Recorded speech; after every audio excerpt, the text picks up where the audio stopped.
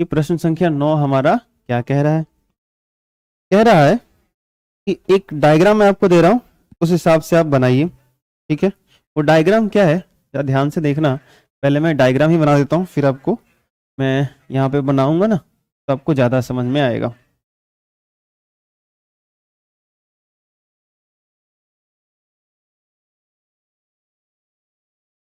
ये ऐसे दिया हुआ है। चित्रानुसार ए बी सी और ए एम पी दो समकोण त्रिभुज हैं। A B C, A B C, ये एक समकोण त्रिभुज है। ध्यान से देख लो, ए बी सी ये एक समकोण त्रिभुज है। इसका एक कोण यहाँ पे बी जो है 90 डिग्री का है, और एक ए एम पी है। ए एम पी यहाँ पे दिया हुआ है एम और यहाँ पे दिया हुआ है पी, और ये भी एक समकोण त्रिभुज है 90 डिग्री। देखो यहाँ से ऐसे गया, ये आ गया, ये 90 के सामने वाला कर्ण हो जाएगा, तो ये 90 डिग्री यहाँ है। तो ए एम पी भी एक समकोण त्रिभुज है, और ए बी सी भी एक समकोण त्रिभुज है। राइट एंगल ट्रायंगल है दोनों। ठीक, बढ़िया। अब कहा जा रहा है कि जिनके कोण बी और कोण एम समकोण है। ठीक है, सिद्ध कीजिए। चलो दिया गया, लिख देते हैं जो दिया गया है।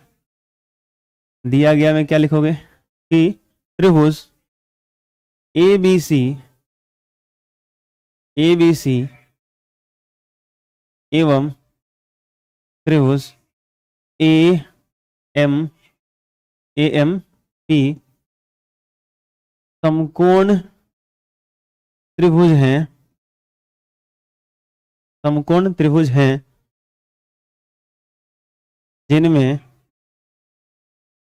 जिनमें क्रमशः कोण P तथा कोण M, कोण B तथा कोण M समकोण है। समकोण का मतलब 90 डिग्री। देख लो कहाँ कहाँ 90 डिग्री है। ठीक है, एक 90 डिग्री यहाँ पे कोण B है और एक 90 डिग्री यहाँ पे कोण M है। ठीक है, अब कह रहा है तो सिद्ध करना है कि तो सिद्ध करना है कि त्रिभुज ए बी सी समरूप त्रिभुज ए एम पी। अच्छा, सबसे पहले तो ये साबित करना है, बिल्कुल चिंता की बात नहीं है। त्रिभुज ए बी सी समरूप त्रिभुज ए एम पी, इन दोनों को साबित करना है। इसमें फर्स्ट पार्ट ये है। इसमें एक और चीज कह रहा है कि एक और साबित करके बताओ कि सी ए बटा पी ए बराबर बी सी बटा एम पी मध्य प्रदेश। चलो ध्यान से सुनो, ए बी सी और ए एम पी कैसे समरूप करोगे, हो गया मत देखो तो सही से कैसे हो गया। देखो ए बी सी में एक कोण 90 का है और ए एम पी में यहाँ भी एक कोण 90 का है, तो एक एक कोण तो 90 का ऑलरेडी पड़ा हुआ है। ठीक है, तो एक कोण तो ऐसी बराबर। दूसरा बताओ, ध्यान से देखो, कोण ए दोनों में है। बस क्वेश्चन आपको बस भुलवाया जा रहा है, कोण ए दोनों में। ठीक से देखो ए बी सी, ये देखो ए बी सी, कोण ए आया कि नहीं आया। और ये देखो ए एम पी, इसमें कोण ए आ रहा है कि नहीं आ रहा है, आ रहा है। तो सबसे पहले तो यही लिख लो, प्रमाण लिखो, और कौन कौन से ट्रायंगल में बात कर रहे हो उसमें लिख लो। प्रमाण में क्या लिखो, कैसे साबित करते हैं, लिखते ऐसे हैं, त्रिभुज ए बी सी तथा त्रिभुज ए एम पी में, त्रिभुज ए बी सी तथा त्रिभुज ए एम पी में क्या बताओ क्या लिखेंगे, क्या क्या बराबर मुझे दिख रहा है। मैं तो आराम से लिखूंगा कि कोण B बराबर कोण M, और ये दोनों 90 डिग्री है। सिंपल बात है। B और M क्या है, 90 डिग्री है। अच्छा सर, एक और मैं लिखूंगा कोण A बराबर कोण A, ये तो दोनों में है, उभयनिष्ठ है। तो ये तो एंगल से समरूप हो ही गया, है कि नहीं। क्योंकि तीसरा अगर बराबर दिखाना भी चाहते हो तो इसका तीसरा कौन बचा है, एबीसी का, यहाँ सी वाला बचा हुआ है, और एएमपी का कौन बचा हुआ है, पी वाला बचा हुआ है। इसका मतलब है, तय है कि ये वाला इसके बराबर होने वाला है, क्योंकि त्रिभुज के तीनों कोणों का योगफल 180 डिग्री होता है। इसलिए कोण सी बराबर कोण पी। तो ये लाइन लिख करके लिख भी सकते हो। क्या लिख सकते हो, ऐसे लिख सकते हो एक लाइन। एक बार मैं ये भी करके बता ही देता हूं कि चूंकि त्रिभुज के तीनों कोणों का योगफल 180 डिग्री होता है, इसलिए हम बोल सकते हैं कि कोण C बराबर कोण P। आई बात समझ में? अतः ए समरूपता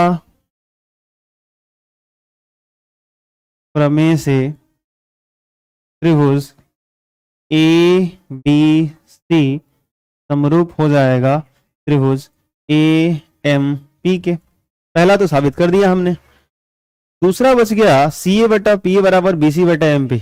तो मुझे एक बात बताओ, हम लोगों ने ये पढ़ा है कि नहीं कि अगर दो त्रिभुज आपस में समरूप हो जाते हैं तो एक का तीन भुजा दूसरे त्रिभुज के तीन भुजा संगत तीन भुजा के साथ समान अनुपात में होता है।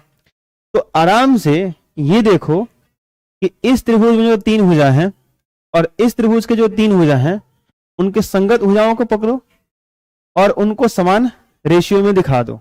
ठीक है, तो कैसे दिखाओगे? तो संगत भुजा मैंने बताने का तरीका बताया था क्या, कि बराबर कोण के सामने की भुजा संगत भुजा लेनी होती है। तो अगर मैं तुमसे पूछूं इसमें 90 के सामने कौन है, तो देखो ABC में 90 के सामने है AC, तो मैं पहले लिख दूंगा AC। तो इस त्रिभुज में AMP में 90 के सामने कौन है? AP, तो AC बटा मैं AP लिखूंगा बराबर। अच्छा, कोण A के सामने ABC में ठीक से देखो, कोण A के सामने कौन है? BC, तो मैं यहां BC लिखूंगा बटा, और A तो दोनों में कॉमन था, ये जो था वो तो दोनों में कॉमन था, तो A के सामने ABC में BC है, लेकिन A के सामने ही AMP में कौन है? वो तो MP है, तो MP लिखो बराबर। अच्छा, एक और बच गया सर, तो ABC में C के सामने कौन है? AB, तो AB लिखो, और P के सामने कौन है? क्योंकि C तो P के बराबर है ना, तो P के यहां पे कौन है? AM है। देखो तो जो यहां पे रिजल्ट आया, क्या उसी की सहायता से हमारा प्रूफ हो जाएगा क्या? जो हमारा रिजल्ट आया क्या उसी में से हो जाएगा क्या? CA बटा PA चाहिए था, ये देखो CA बटा PA चाहिए था। जिसको तुम AC बोल रहे हो, जिसको तुम AC बोल रहे हो वही तुम्हारा CA है क्या? उधर से बोलोगे तो CA ही तो बोलोगे, तो यही CA हो जाएगा, और AP को ही बोल सकते हो क्या? PA। तो CA बटा PA बराबर BC बटा MP। देखो यहाँ पे BC बटा MP आ गया है, बस दिखाने आना चाहिए, तो समरूप हो गया। तो ये हमने क्यों लिखा? क्योंकि ये दोनों समरूप साबित हो गए। तो अगर दो त्रिभुज आपस में समरूप होते हैं तो उनकी संगत भुजाएं समान अनुपात में होती हैं। तो बेसिकली ये जो दूसरा आपको सिद्ध करने के लिए दिया गया था, ये सिद्ध करना नहीं था, ये सिद्ध हो गया, तो ये आपका उससे हो जाएगा। आई बात समझ में? तो यहाँ पे आपका कहानी खत्म हो गया, क्वेश्चन हमारा सॉल्व हो गया।